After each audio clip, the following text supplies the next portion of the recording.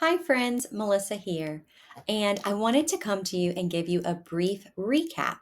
We did the book of Habakkuk for the past month. We studied it in Bible study together. So we had 4 sessions, starting off one session with an overview of the whole book, which is what we're going to do today. We primarily pulled from the Bible Project. They have some excellent resources in there as an overview of Habakkuk.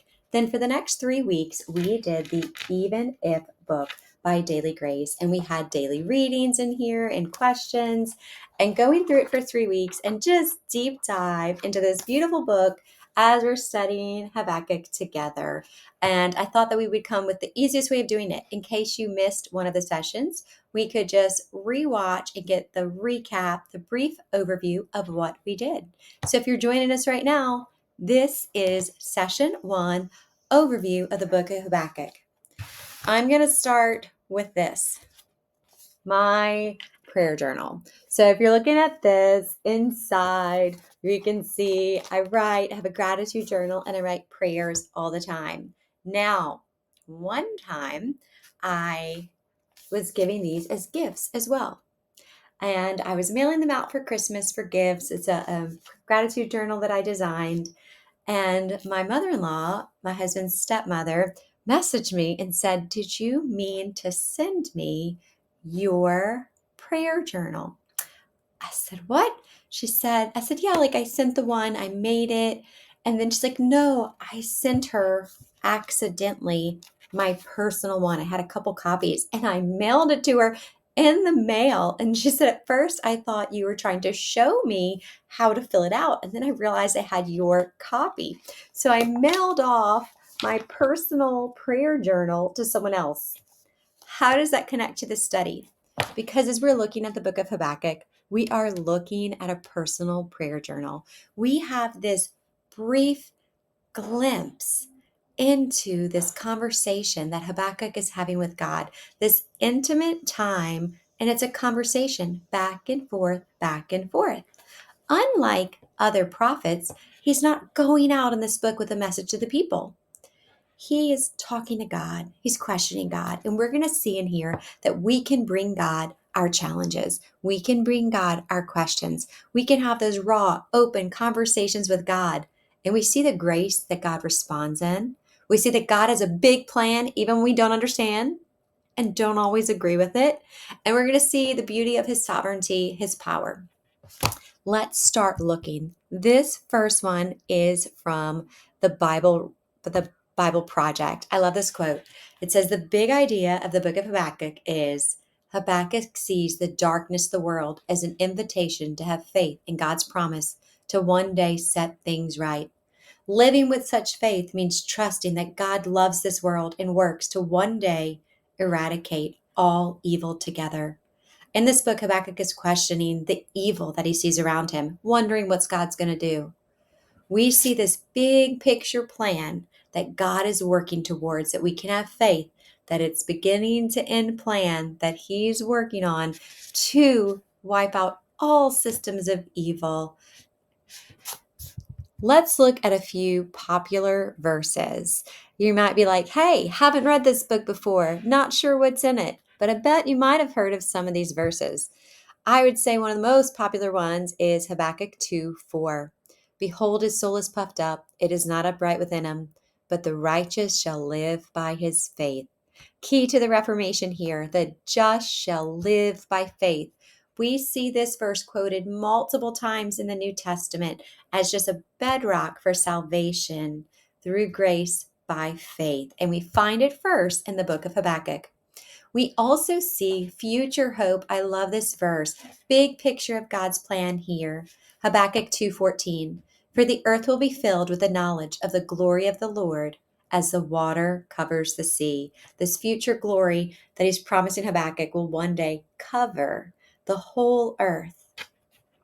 We also see a very popular verse about writing down the vision. This is God speaking to Habakkuk in 2:2-3. "The Lord answered me, write the vision, make it plain on the tablets, so he may run who reads it. For still the vision awaits its appointed time. It hastens to the end. It will not lie. If it seems slow, wait for it. It will surely come, for it will not delay."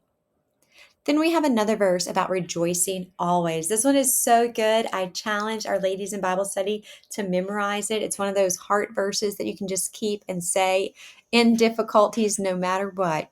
Habakkuk 3:17 through 19. Though the fig tree should not blossom, nor the fruit be on the vines, the produce of the olives fail, and the fields yield no food, the flock be cut off from the fold, and there be no herd in the stalls, yet I will rejoice in the Lord. I will take joy in the God of my salvation. God the Lord is my strength. He makes my feet like the deer's. He makes me tread upon the high places. That's just 4 verses I picked out that provide pretty popular verses from this book. Okay, always important when studying a book is time period. Look at the star. There we are. Habakkuk is happening when Assyria is a superpower, but Babylon is taking over.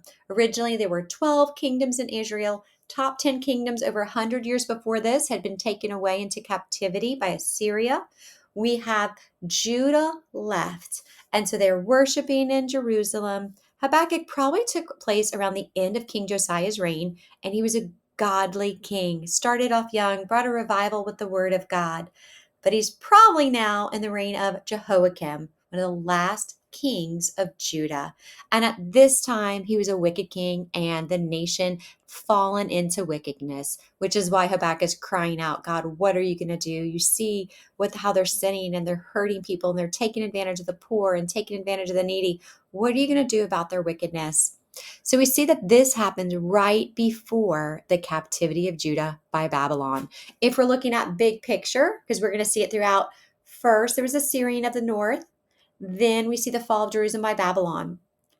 In this book, we're going to see a prophecy that don't worry, Babylon will one day be defeated too, which will eventually happen with Persia. And under Persia, the Jews return from their exile under Cyrus, and the temple is rebuilt. This book doesn't go too much further, but it gives a big picture promise that one day all evil will be eradicated. We see that after Persia was the Macedonians, and then came Rome.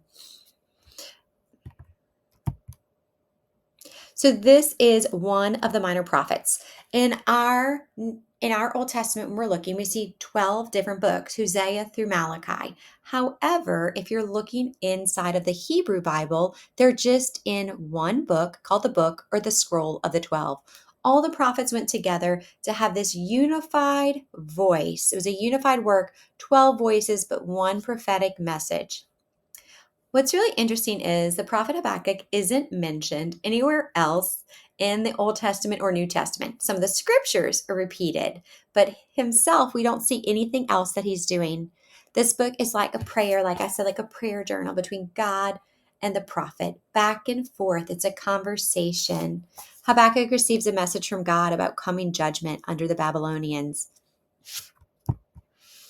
The structure of this book is pretty easy. 3 chapters. You can read this book in a very short period of time. It's super quick. And as you're reading it, you have this overview. Habakkuk talks and he complains. He's not happy with what's happening. He cries out, "How long, O Lord? There's all this wickedness."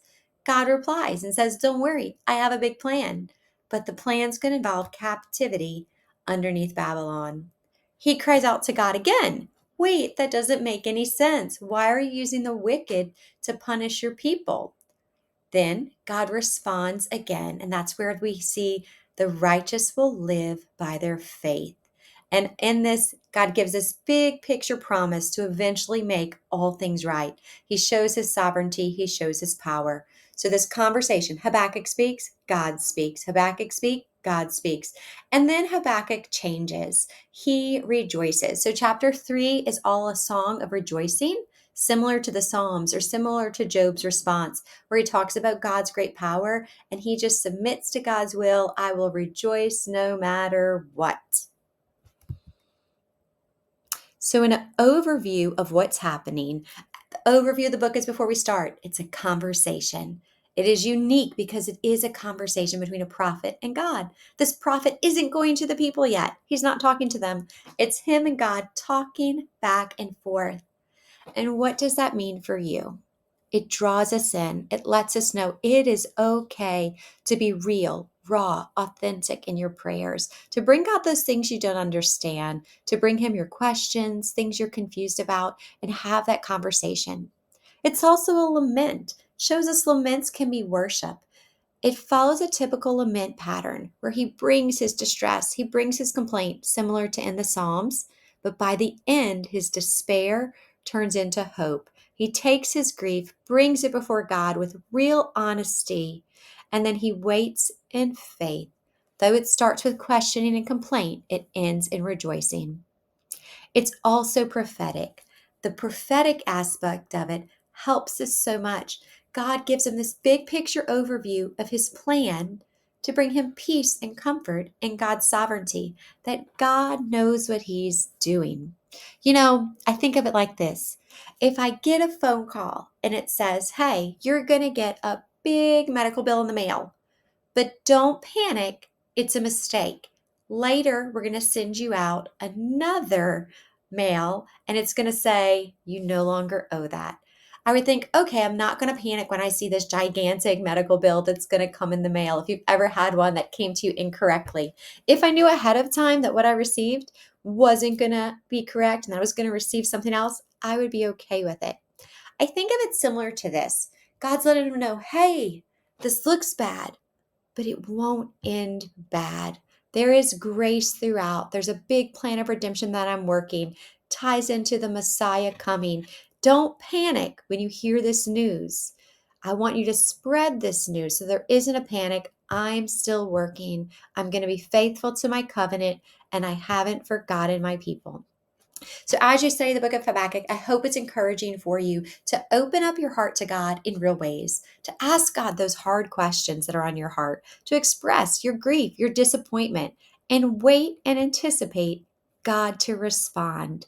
And then, like Habakkuk, humbly submit, worshipfully submit to his plan, knowing he is faithful. All right, love y'all. Here's our overview. Next, we're going to go into our daily grace study and pick out some of the best parts that stood out to us most of our daily grace study.